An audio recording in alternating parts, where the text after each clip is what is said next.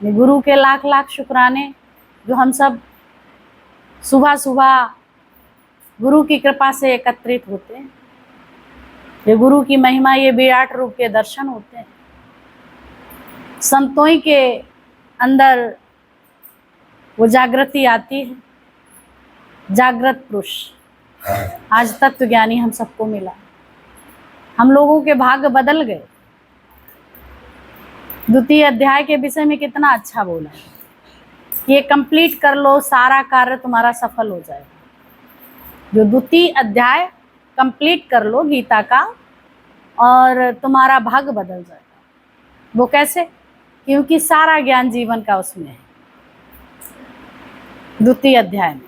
पहले अध्याय में तो सारी बातें अर्जुन पूछ ही रहा है, भगवान सबका आंसर देते जा रहे हैं। ऐसे ही हम जब आते हैं तो मेरे पास प्रश्नों की ढेरी होती है, पर धीरे धीरे हमारे अंदर ये ज्ञान प्रकट होने लगता, पता नहीं चलता है। इसलिए अभिमान भी नहीं है, ज्ञान का अभिमान भी नहीं है। कितना सुंदर बताया, जब हिरण्याक्ष धरती को पाताल लोक ले गया तो देवी देवता त्राहिमाम करने लगे। सभी देवताओं ने मिलके कैसे ब्रह्मा विष्णु महेश की स्तुति करी। ब्रह्मा के पास गए, है ना, शंकर के पास गए, उन्होंने कहा चलो अच्छा चलते हैं विष्णु के पास। सब मिलके इकट्ठे होके एक दूसरे के सहयोग से, किसी में अभिमान नहीं, मैं कर सकता, मैं कर सकता, मैं कर सकता। सब देवी देवता एक दूसरे को लेते हुए किसके पास पहुँचे? विष्णु के पास। विष्णु भगवान के पास जब पहुँचे तो जब देवी देवताओं ने सब बात सुनाई तो उन्होंने कहा, देखा, उन्होंने अपने वेश को, क्योंकि उन्हीं में ये है शक्ति कि वो धरती को वापस ला सकते, और किसी में इतनी क्षमता नहीं।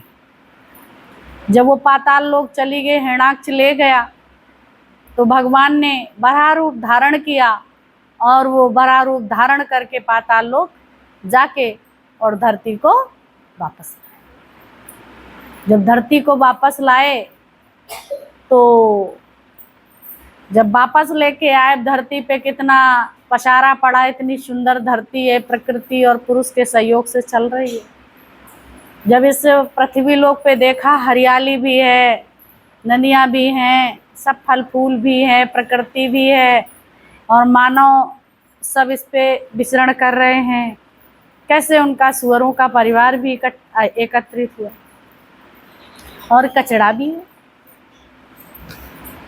तो धरती तो वापस लाए, इतने मगन हो गए पृथ्वी पे, धरती लोक में, मृत्यु लोक में इतने मस्त हो गए कि उन्हें जाने को भूल गए कि अपने हमें बैकुंठ धाम वापस जाना है। वहाँ श्री लक्ष्मी जी उनका इंतजार कर रही हैं, देवी देवता इंतजार कर रहे हैं, प्रभु अभी भी वापस नहीं आए, प्रभु अभी भी वापस नहीं आए, प्रभु अभी भी वापस नहीं आए। वहाँ सब इंतजार कर रहे हैं। बैकुंठ धाम खाली पड़ा हुआ है और देवी लक्ष्मी उनका इंतजार कर रहे हैं। सभी लोग, अब वहाँ तो सब सुनसान पड़ी हुई है। जहाँ भगवान नहीं वहाँ रौनक कैसे हो सकती है? तो सभी ने फिर उनका आवाहन किया और देखा कि क्या किया जाए, वापस नहीं आया। सभी लोग पहले देवी देवता कहाँ गए? ब्रह्मा के पास, फिर गए शंकर के पास, क्योंकि अब विष्णु के पास कहाँ जाए, वो तो चले गए पृथ्वी लोक पे। बोला क्या किया जाए, प्रभु तो अभी भी वापस नहीं आए, वैकुंठ धाम को वापस ही नहीं आए, क्या करा जाए? तो फिर बहुत अच्छा उन्होंने देखा ध्यान से, भगवान शंकर ने, कि जब ये बराह रूप धारण किया है तो इधर देखते हैं। तो हर जगह उन्होंने देखा और बहुत से सुअरी हैं, बहुत सब कुछ है, लेकिन वो शाइनिंग नहीं है, वो तेज नहीं है किसी में। तो ध्यान से वो देखते गए, एक एक को देखते गए। एक जगह बहुत औरा फैला हुआ है, इतना तेज है सुअर में, बराह में इतना तेज है कि वहां तो नजर भी टिकना बड़ा कठिन है। अब शंकर जी पहचान कि बस होए ना होए यही है। प्रयास किया, चलो अपने धाम को, वापस चलो अपने धाम को। प्रयास किया। वो इतने मस्त बाल बच्चों में, 1 दर्जन बच्चे सुअर सुअरी के साथ कचड़े में, वही विष्टा उनका भोजन है ना। अब वो आने का मन ही न करे। बहुत प्रयास किया, हिलाया डुलाया, सब कुछ किया, उन्होंने सारी युक्तियां लगा दी। जब वहां से आने का मन नहीं किया तो उन्होंने त्रिशूल लगाया और लगा के उनका छेदन किया और कंधे पे हाथ से पकड़ा और कंधे पे डाल दिया। कंधे पे ऐसे करके नहीं डाल देते जैसे हम लोग पहले झोला डाला करते थे, वैसे करके डाल लिया और एक हाथ से ही लटकाए हुए वैकुंठ धाम पहुंचे उनको लेके। कि ऐसे ये जाने वाले नहीं है, अगर इनको ले जाया जाए। तो उन्होंने क्या लगाया, त्रिशूल, और लेके उनके सिंहासन पे कचड़े सहित डाल दिया। जब डाल दिया वहां उठे, देखा, बोला ये क्या है। तो भगवान ने बताया, शंकर जी ने, कि आप तो आने का मन ही नहीं कर रहे थे, वहां जा बैठे और ये सब कौन देखे। ये जो तुम्हारा विभाग है ये कौन सवाल, सब तुम्हारा इंतजार कर रहे हैं, बहुत समय हो गया, आप तो वहां परिवार बसा लिए। तो मुस्कुराने लगे कि बोला कि वास्तव में ये मृत्यु लोग बड़ा सुंदर है, जो वहां चला जाता फिर आने का मन नहीं करता, अपना बना लेता है, फिर ये लगता अब यहाँ से कैसे भी किसी हालत में जाने की इच्छा नहीं होती। इतना सुंदर मृत्यु लोग है, इतना सुंदर, इतना खुश में रहा हुआ। तो इसका बहुत अच्छा बताया कि ऐसे ही हम सब भी ज्ञान सुनते हैं और सब, तो ये पॉइंट जो वीक पॉइंट होता है सब उठा लेंगे, लेकिन उसकी जो अच्छाइयाँ हैं वो कोई नहीं उठाएगा। अरे वो भगवान भी तो आए थे पृथ्वी लोक पे, जाने का मन नहीं किया तो हमारा कैसे मन करे। तो ऐसे नहीं, तो कितना अच्छा, यही कारण हुआ कि हमारा भक्ति तरफ कैसे भगवान ने आज, कैसे शिव जैसा हमको तत्वज्ञानी मिला जो हमारे अज्ञान को छेदन करता है, फिर हम अपने स्वरूप को प्राप्त होते, देहाभिमान से अलग हट जाते। बोला शंकर ने उनको शंभु संगारक और कैसे वहां ले जाके खड़ा कर दिया, और फिर वही वैकुंठ धाम की जो पहले वहां खुशियां मनाई जा रही हैं, आनंद। ऐसे ही तुम जब अपनी भगवत प्राप्ति करते हो तो देवी देवता क्या करते हैं, फूल बरसाते हैं, फूलों की वर्षा होती है। जब तुम अपने स्वरूप को प्राप्त हो जाते हैं तो देवी देवता हैं कहाँ, तुम्हारे अंदर ही। ये 84 लाख योनियां तुम्हारे ही अंदर है, स्वभाव संस्कार, और ये तुम्हारा शंभु संगारक, ये जो है गुरु तुम्हारा विनाश कर देता है। जो अज्ञानता है तुम्हारे अंदर उनको विनाश कर देता है और ज्ञान प्रकट हो जाता है। वो तत्व भली भांति तुम अपने निश्चय में आ जाते हो, रोज अभ्यास करते करते भगवान अपने स्वरूप में आ गए। ऐसे ही तुम सब अपने स्वरूप में, तुम्हें बोध हो गया, बुद्धत्व प्राप्त हो गया, उनको बोध हो गया, वाह, पता चल गया। बोला ये मत सोच लेना कि हम गए वहां जाके और मैं वहां फंस गया, नहीं तुम भी फंस जाओ जाके, क्योंकि मुझे फिर भी याद है, अपने कार्य को याद है, लेकिन तुम सब भूल चुके हो। तो ऐसे ही जब धरती पे आते हैं तो हम सब भूल जाते हैं, मैं कौन हूं, मैं कहां से आया, कोई पता नहीं रहता, और हमारे अंदर प्रश्न भी नहीं उठता। बिना ज्ञान के प्रश्न नहीं उठ सकता, जब ज्ञान होगा तभी कोई प्रश्न करता है, और जब ज्ञान नहीं है तो प्रश्न भी कहां से आए। मैं कौन हूं और कहां से आया और मुझे करना क्या है, किसी को पता नहीं, लेकिन करे जा रहे हैं सब। कौन हूँ और कहाँ से आया और करना क्या है, ये तीनों बातों को हम नहीं जानते।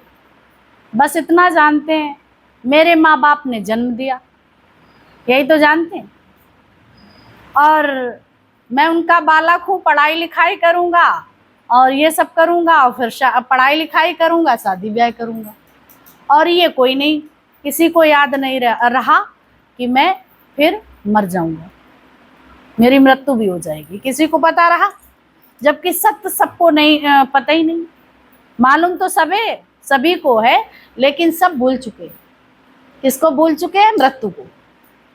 अगर मृत्यु सबको याद रहे तो मेरी जो सुंदर कथनी और करनी हो जाए। मृत्यु अगर याद रहे तो कथनी करनी बहुत सुंदर हो जाए। हम सबको मृत्यु याद नहीं है याद, लेकिन गुरु हमें मृत्यु से दोस्ती करा देता है। सभी लोग, आप सबसे पहले क्या याद रखो? मृत्यु। जब मृत्यु याद रखेंगे तो कभी भी हम उल्टा सीधा नहीं चलेंगे। पता है क्या लेके तू आया जगत में, क्या लेके तू जाएगा, क्या लेके जगत में आया और क्या लेके जाएगा। भगवान ने सांसें दी हैं, वो लेके आया, और जो तू कमाई करेगा, जैसी कमाई करे वो लेके जाएगा। लेकिन वो जब तू सांसें लेके आया तो भी अदृश्य थी। धरती पे आया तभी सांस लिया तूने, पहला सांस लिया धरती पे, और जब जाएगा तब तक तू सांस लेगा, लेकिन उन सांसों के द्वारा कौन सी कमाई करता है? उन श्वासों से तुम क्या कमाई करते? ये श्वासें तुम्हारी कहाँ जा रही? ज्ञान में जा रही या अज्ञान में जा रही हैं? ये हम सब जानते हैं कि? तो ये जब हमको याद रहेगा, याद है तो आबाद है, भूल गया तो बर्बाद है। तो हमें सबसे इम्पोर्टेंट बात है कि मृत्यु याद है, तो स्वप्न में भी हम कभी त्रुटि नहीं करें। जो गुरु कहे वो करते जाओ, उसके बताए रास्ते पे चलते जाओ। मंजिल बहुत करीब है, बहुत करीब है, और मंजिल के लिए चलना पड़ता है। इस मंजिल के चलना नहीं पड़ता है, बस इसको प्रकट करना पड़ता है। रगड़, बोला पत्थर में आग है, लेकिन उसको जो रगड़ करता है तो उससे आग प्रकट हो जाती है कि नहीं हो जाती? तो तुम रगड़ करोगे अपने ही अंदर ज्ञान की तो तुम्हारे अंदर प्रकट हो जाए। बोला लाली तो है मेहंदी में, लेकिन उन पत्तियों को आपको घसना पड़ेगा, रगड़ना पड़ेगा। जब तक उन पत्तियों को आप नहीं रगड़ते, जब तक नहीं घसते, तब तक वो रंग तुम्हारे हाथ में लगेगा नहीं। जितना उसको रगड़ो उतनी ही तुम लाल मेहंदी होती है, रचती। ऐसे जितने ज्ञान का अभ्यास करो निरंतर, उतना ही तुम्हारा निश्चय पक्का होगा, उतना ही आनंद शांति की प्राप्ति होगी, उतना ही अभ्यास। बोला गोट के नसाती, वो गोटनी कौन थी? जो कहते हैं कि लोग उसके माध्यम से कितना सुंदर तरीका लोगों ने बना लिया। बोला चरस पियो, गांजा पियो, और क्या उसे कहते हैं, भांग पियो, और शंकर जी ने धतूरा ये सब खाया है। अगर धतूरा खाते तो पागल नहीं हो जाते? तुम बौरा जाओगे कि नहीं? तुम संसार की बातों को सुन के बौरा ही जाते हो। तो धतूरा ही है संसार। कैसा है धतूरा? तो उसको फल को बोध कर दिया तो उनको चढ़ाते हैं, क्योंकि वो विषधर, इतने गले में विषैले नागों को डाले। तुम्हारी क्षमता नहीं है ये विषैली बातों को डाल पाओ गले में, और घूम रहे हैं प्रसन्न है, मौज में है, मौज में कि नहीं? जहरीले नाक, कान में बिच्छू के वाले, भजन गाते हैं सब, लेकिन उसका तात्पर्य नहीं समझते। वो संकेत दिए, ये भुजंग ये सब दिखाए जा रहे हैं। चांद भी तो शीतल है, शीतल चांद भी तो है, तो चांद उतार के लाओ और रख लो मूड पे, कोई नहीं रख सकता। पर ये सहज मिल जाते धतूरे, और डर की वजह से नाक भी नहीं कोई डाल सकता, है ना? तो शीतल इतना शीतल भी है, शीतल और सरल है, सबको ठंडक पहुंचाता है, बहुत जल्दी राजी हो जाते हैं, बात मान जाते हैं, कहना मान लेते हैं, और कैसे तांडव नृत्य भी कर देते, मान भी जाते हैं, बहुत जल्दी रीझ भी जाते हैं। तो ऐसा उनका सरल स्वभाव, तो ज्यादातर उन्हीं की पूजा लोग करते हैं कि, तो इसीलिए तो गुरु भी प्रकट होता तुम्हारे सामने, वो शंभू जैसा, कभी तुमसे नहीं रूठता है, तुम भले ही उससे रूठ जाओ लेकिन वो नहीं रूठता। कहते क्या करें, भगवान रूठ गया मुझ पे, भगवान नहीं रूठता, ये मेरा पागलपन है, याद रखना। गुरु कभी रूठता नहीं है, पर उससे तुम भले ही रूठ जाओ, क्योंकि वो जानता है, जो जान गया वो कैसे रूठेगा। तो उसे ना रूठना आता ना कुछ, बस तुम मान जाओ, तुम समझ जाओ। बोला माँ बच्चे से नहीं रूठती है, रूठती है लेकिन वो दिखाती है कि तुम सीधे चलो, पर अंदर से कहो वो रूठी है, रूठी नहीं, क्योंकि किसी न किसी तरह से तुम रास्ता सही चलो।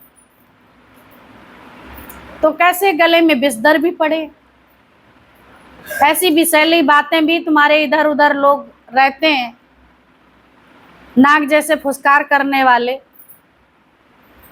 तो उनसे भयभीत नहीं हो, डरो नहीं, बिल्कुल अपने निश्चय में रहो, प्रेम से रहो। अब ये नहीं डरने का मतलब झगड़ा करो या फिर उनको आंख दिखाओ, नहीं, ऐसा नहीं बताया इसके लिए। भगवान ने सर्पों को आंख नहीं दिखाई तभी तो बैठे, उनको काटते भी नहीं है। तो घर में भी फुसकार तो मारेंगे पर तुम्हें काटेंगे नहीं, जब वो बातें तुम अंदर ही नहीं ले जाओगे तो काटेंगे। ये जहरीली बातें तुम्हारे गले में नहीं, गले तक हैं, ना ऊपर जाए ना नीचे, तो तुम्हारा कुछ बिगाड़ेंगे। लेकिन जब हम नीचे ले जाते हैं तो मेरा हृदय एकदम कैसे विदीर्ण हो जाता है, और जब सिर में ले जाते हैं, ऊपर ले जाते हैं, तो आप डिप्रेशन में आ जाते हैं, तो भगवान ने उसको, कोई नहीं उसको धारण हाला अलबिस को कर सकता था, तो उन्होंने कंठ। तो ऐसे आज ये बात कह के कि ये सांसारिक जो विष है संसार सागर का, ये सिर्फ कंठ तक ही ले जाओ, ना ऊपर ले जाओ ना नीचे ले जाओ। और बात तो उनको नीलकंठ कहला। तो नीलकंठ देखने का प्रयास करते, एक पंछी है नीलकंठ, तो दशहरे के दिन लोग कोशिश करते हैं कि मैं उसको देखूं, कोशिश करते हैं, लेकिन नीलकंठ जैसा अपना ही जीवन हो जाए, सहन करने की क्षमता, और लोगों को आप उस जहर से बचा लें, मरने से बचा लें। आज कैसे गुरुजी ने हम सबको इस विष से, जहरीले संसार में दुख सुख रूपी विषों से बचा लिया, मृत्यु से बचा लिया। हर पल मरते थे, उस मरने से बचा लिया। कैसे रक्षा करी, हमारी सबकी करी कि नहीं। तो ये गुरु की करुणा है। और फिर कान में बिच्छू के बाले पड़े, तो बिच्छू जैसे डंक चिबोने वाले भी, उनके कितने दोस्त हैं। तो तुम्हारे भी ऐसे दोस्त होना चाहिए, मित्र होना चाहिए।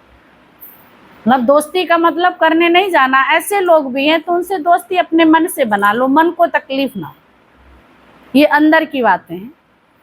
अभी ये कहो ऐसे लोग मिले डंक वाले तो हम उनको दोस्ती करने जाएं, ऐसा नहीं है विषय। तुम्हारे अंदर में मन ही तो डंक डिबोता रहता है। किसी ने कुछ बाहर से ऐसे लोग हैं तो वो बात लेके मन में सोचते रहते, तो मन में भगवान का चिंतन चले, प्रभु का चिंतन, तो अपने आप वो खत्म हो जाएंगे। आसपास ये डंक चुवाने वाले वो क्या कर लेंगे। फिर कितना अच्छा बताया, चांद शीतल है और सिर पे रखा हुआ है, और शीतल उधर गंगा भी है ना, विष को शांत करने वाली ठंडी गंगा, और शीतल जो औषधियों में अमृत भरने वाली ये चांद। ऐसे ही तुम्हारे हमेशा मस्तक में शीतलता रहे चांद की तरह, जो तुम्हारी हर नस में अमृत पहुंच जाए। औषधियों में जो रस है वो सोम रस, माना चंद्रमा की शीतलता है ना, सोम रस औषधियों में भरने वाला, चांद के रूप में, सूर्य के रूप में कीटाणु समाप्त करने वाला चांद, वही सूर्य वही चांद के रूप में प्रकट होता है। कभी वो सूर्य के रूप में धूप और ये सब तुम्हारे शरीर को विटामिन डी प्रदान करता है, उधर रात्रि के वक्त वो शीतलता प्रदान करता है। नहीं तो ये पृथ्वी जल जाती, बसती ही नहीं, तुम सबका जीवन नहीं होता। समय समय पर प्रभु अपना रूप बदलते रहते हैं, कभी रात्रि कभी दिन। अगर हमेशा ही दिन रहता तो तुम्हारे अंदर एनर्जी नहीं रहती। तो रात्रि, क्योंकि दिन भर सारा समय वर्क करना है, रात्रि में इनका सो जाना, श्रृंगार हो जाता, फिर उतनी एनर्जी मिल जाती है, फिर सुबह उठ के उतना ही कार्य कर लेते। रात्रि में जब सो जाते, किसी को पता है मैं कौन हूँ, मैं क्या हूँ, मैं सो रहा, घर गृहस्थी डिब्बा डिबिया कोई याद होता है, यार दोस्त कुछ याद होते हैं, कुछ नहीं। कैसे तुम सो जाते हैं, सब कुछ जानते तो भगवान की महिमा, नहीं तो और क्या, सब भूल जाते।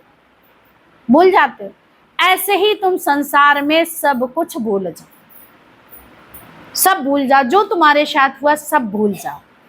तो जो भूलने वाली बात वो भूलते नहीं है, जो नहीं भूलने वाली वो भूल जाते हैं, है ना।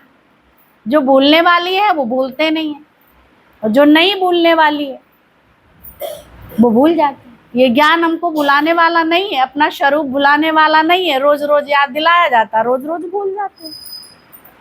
लेकिन गुरु कहता कोई बात नहीं, तुम निरंतर चलते रहो और तुम्हें अभ्यास हो जाएगा, फिर नहीं भूलोगे।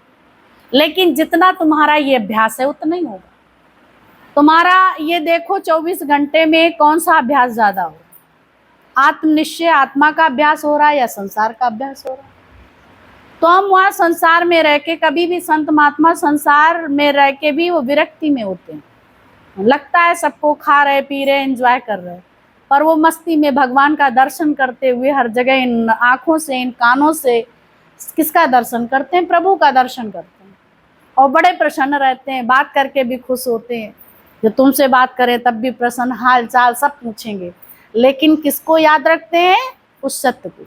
इसीलिए मुस्कुराते हुए तुमसे बात करते, तुम अच्छी के बात करें तो भी खुश हैं, और तुम उनके लिए डंडे भी रखें तो भी खुश हैं, क्योंकि प्रभु इतना प्यार करते हो, इतना डंडा भी मोटा लेके आते हो, अच्छा लगता है उनको। लेकिन हम लोगों को डंडा तो अच्छा नहीं लगता है, लेकिन प्यार अच्छा लगता है।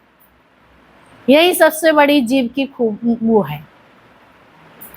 जीव जो है क्या करता है, उसके मतलब की चीज पसंद है, उसके जो मतलब की नहीं है तो वो नहीं। तब तक व्यक्ति अच्छा है जब तक तुम्हारा बाल बच्चे जो भी सहयोगी तुम्हारी इच्छा अनुसार चलते हैं, तुम्हारा कहना मानते हैं, तब तो उनकी बहुत प्रशंसा, बहुत प्रशंसा। और जब नहीं मानते हैं तो पूरे दिन उसका चिंतन, और जब मानते हैं तो उसका चिंतन, खुशी से तुम्हारा ठिकाना नहीं रहता। ये दोनों ही अज्ञान है। किसी की तुम इतनी रात दिन बड़ाई करते रहते, ज्ञान ध्यान सब भूल जाते, और कभी तुम जो है दुखई का वर्णन करते रहते तब भी ज्ञान ध्यान भूल जाते। ये दोनों स्थितियां तुम्हारी क्या है, हालत को बद से बदतर करो, तुम्हारे हालात और बढ़ा देते। अरे भगवान का चिंतन करो, उनकी कृपा से प्रेम मिल रहा, उन्हीं कृपा से क्या मिल रहा, डंडा भी मिल रहा। तो दोनों ही कृपाएं हैं ना। अब कृपा क्यों नहीं समझते, एक ही कृपा जानते हैं, दोनों ही कृपा है। प्यार में भी और मार में भी। एक हाथ में प्रेम में भरी बंसी, एक हाथ में चक्र सुदर्शन है। एक हाथ में प्रेम भरी बंसी है तो एक हाथ में चक्र सुदर्शन है। तो ये याद रखो, चक्र सुदर्शन का भी ध्यान रखिए। जब चक्र सुदर्शन को याद रखोगे तो ये भी याद रखो कि अगर हम कहीं गड़बड़ हुई तो वहीं डंडा बैठेगा, वहीं जो है मार पड़ेगी। गलती करते हैं तो माँ डांटती भी है, प्यार भी करती है, तो फिर वो गलती मेरी सुधर जाती है। ऐसे ही गुरु पग पग पे डंडा भी लेके खड़ा है, छड़ी भी लेके खड़ा है, चक्र भी लेके खड़ा है।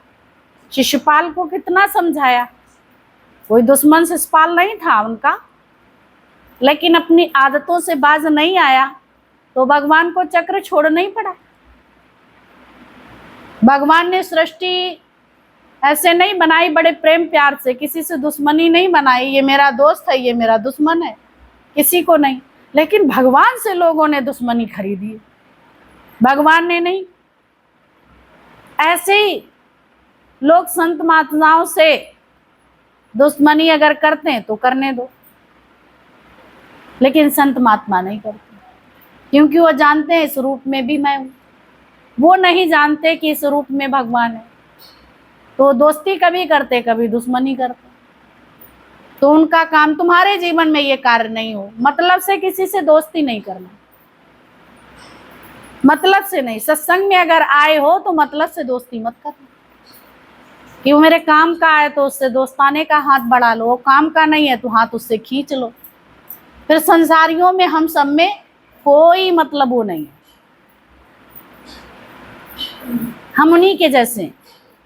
ज्ञान में आने के बाद अगर कोई मेरे काम का है, देखा सूरज सुपर है बड़ा है और ये मेरा काम, वो सत्संग में नहीं आता पर उससे चलो मेरे काम चलेंगे, इसके मतलब तुम जीव हो, इच्छाएं पड़ी हैं साधु संत के, तो आत्मा का क्या काम पड़ेगा उससे, है ना। तुम किस लिए उससे नाता जोड़ते, उसका चक्कर लगाते, उसके पैर चाटते, क्यों चाटते? क्योंकि ये समय पे मेरे काम आएगा। यही तो अभी तक करते हैं। कोई बड़ा आदमी आ गया, भैया जय जय, सारी जीवन तो उसकी सलामी गुलामी करेगा, और इतनी अगर भगवान का चिंतन करेगा तो वो समस्या आने ही क्यों देगा? तुम समस्या आएगी उसके लिए कितना उसका हाथ पैर चाटते हैं, बड़ा पैसेवर है, बड़ा धनी आदमी है ना, उसके आगे पीछे सलामी करते रहते हैं, किस लिए? क्योंकि मेरे काम में आएगा। अरे तुम भगवान की गुलामी सलामी करो, वो तुम्हारे काम में रात दिन आता है, तुम्हारे लिए सब कुछ करता है, उसकी तो नहीं करते। लेकिन उसकी गुलामी सलामी करने के बावजूद वो तुम्हारे काम आएगा, ये तुम्हें पता है? कितनी तुम गुलामी सलामी करोगे, और उसके आगे पीछे वो तुमसे ऊंचा नहीं, तुम्हें आगे नहीं उठने देगा, क्योंकि फिर ये मेरी गुलामी सलामी करना बंद कर देगा। समझ रहे? जो सेवाधारी होते हैं, जो बड़े शाही लोग होते हैं, उन्हें कभी ऊंचा नहीं उठने देते बड़े लोग, क्योंकि फिर उनकी जो है ये सब सेवा ससुखा क्यों कर रहे हैं। लेकिन अपने यहाँ आज तत्वज्ञानी ने अपने जैसा तैयार किया, आत्मा पश्यंती आत्मा। गुरु शिष्य नहीं बनाया कि मैं गुरु तू चेला, तुम मेरी सेवा में आओ, मैं गुरु हूं ना, तुम मेरी सेवा में आओ। पर यहाँ नहीं, जो मैं हूं सो तू है, जो तू है सो मैं। अपनी सेवा आप करे सो गुरु की मत ले। हर किसी के लिए ये बात आई है, गुरु ने बात करी, कही ये बात, जो अपनी सेवा स्वयं करता है वो गुरु की मति से चलता है। मति उनसे ले लो, उनकी जो बात है वो जो है हर जगह हमारा सहयोग करेगी, लेकिन दुनिया की बात कहीं भी धोखा दे सकती। तो हम क्या करते हैं? माया की सलामी गुलामी करते हैं। सामने कोई भी आ जाए उसका आदर सत्कार करो, लेकिन बिना इच्छा के, बिना इच्छा के, निरीच्छाओं के। निरीच्छा वाला ज्ञान दादा ने दिया, प्रीतम भगवान ने दिया, माता जी ने दिया, इसको हम जाने। निरीच्छा अपने शरीर से भी होना है, इससे भी कोई इच्छा नहीं रखना। पहले सबसे पहले इससे इच्छा, इससे हमारी क्या क्या इच्छाएं जुड़ी, हम ये करेंगे, हम ये करेंगे, हम वो करेंगे। अरे भगवान करवा देंगे तो हो जाएगा, और नहीं करवाएंगे तो नहीं होगा, वो तुम्हारी मर्जी, उसमें भी राज है। जो राज को जान गया वो महाराज कहलाता है, जो राज को नहीं जाना वो महाराज कैसे कहलाएगा? तो राज को जरूर जान। चिड़िया रेगिस्तान में थी, जब चिड़िया रेगिस्तान में थी तो वहाँ एक भी वृक्ष नहीं था, पौधा नहीं था, और बेचारी धूप में बहुत परेशान थी। कहाँ बैठूं, कोई छाया नहीं। तो उधर से नारद जी गुजर रहे थे। जब नारद जी गुजर रहे थे तो नारद जी से चिड़िया ने अपनी बात रखी कि आप कहाँ जा रहे हो। चिड़िया से पूछा, चिड़िया ने भी बताया। उन्होंने कहा मैं नारायण के पास जा रहा हूँ। नारद जी ने कहा, तो बोला चिड़िया ने कि आप अगर उनके पास जा रहे हो तो मेरा भी एक संदेशा लिए जाओ, उनको कह देना कि मैं धूप में बहुत परेशान हूँ और मैं कहाँ बैठूं, कोई छाया नहीं, धूप है, इतनी तपन है, इतनी जलन है, रेगिस्तान में कोई वृक्ष नहीं है। तो बोला ठीक है। नारद जी गए, नारायण से कहा, तो नारायण ने कहा चिड़िया को बोल देना शुक्राना करना शुरू कर। तो चिड़िया को नारद जी वापस गए और सूचना दी, बताया। खबरी लाल तो थे ही, और उन्होंने उनको, चिड़िया ने पूछा संदेश हमारा लाए हो। जब चिड़िया ने पूछा, बोला हाँ। बोला क्या? बड़ी चिड़िया प्रसन्न, बहुत खुश, कम से कम भगवान ने मेरा संदेश तो सुना और उसका ये जो है आंसर लाए हैं, संदेश का जो मैं संदेश भेजा है। तो उन्होंने सुना। बोला क्या बताया? अब उसको धीरज नहीं, प्रभु ने क्या बताया? बोला भगवान ने बताया है, नारायण ने बताया है कि उनसे बोलना शुक्राना गाना शुरू कर दे। तो चिड़िया ने कुछ नहीं देखा, ना तपन, ना कुछ, ना कोई शिकायत, ना शिकवा, ना गिला, उनका कहना माना। और कहना मानने से उनके जीवन में हरियाली आ गई और उन्होंने शुक्राना शुरू कर दिया। चिड़िया ने क्या करा? शुक्राना शुरू कर दिया। शुक्राना जैसे शुरू किया और धीरे धीरे हवा आई, हवा में कैसे एक कण आया, एक बीज आया और उस रेगिस्तान में उड़ के गिरा आके, और धीरे धीरे वो बारिश आई तो वो बीज जमा, अंकुरित हुआ, और जब जम गया तो धीरे धीरे वो वृक्ष हो गया। चिड़िया शुक्राना करती रही और उसको छाया मिल गई। ऐसे गुरु हमको शुक्राना बोलना, शिकायत नहीं। हम लोग सुबह उठते हैं, ज्ञानता इतना ज्ञान सुनने के बाद वो सबकी शिकायत रहती है। तो कभी घर वालों की शिकायत, कभी संबंधियों की शिकायत, कभी शरीर की शिकायत, कभी घर में रहने वाले सदस्यों की शिकायत, है ना सबकी शिकायत। तो सबकी शिकायत ही शिकायत रहती थी। और सुबह उठते ही एक दूसरे की शिकायत, ये ऐसा है, ये वैसा है, शिकायत घर बना लिया। देवालय बनाओगे तो वहाँ शिकायत नहीं होगी, और तुमने ये शिकायत ही घर बनाया तो वहाँ शिकायत लिए लोग खड़े ही रहेंगे क्या? मन भी खड़ा रहेगा। अब जो है गुरु हमको, वो नारायण जैसा हमको गुरु मिला, तो उसने हमको बताया तुम शुक्रगुजारी करो। इस सत्संग में क्या बताया जाता है? हम सबका संदेश कौन ले जाता है ना? वही गुरु ले जाता है, भगवान के पास ले जाता है और उनको बोलता है। तो बोला इन सबको कहो शुक्राना। तो खुद भगवान ने शुक्राना गुरु ने बोला और हम सबको वो शुक्राना करना सिखाया। हर हालत में, जिए हिलाई तिए बाबा, जिए ढलाई तिए बाबा। अब ये समझ लो कि आज से ये याद रख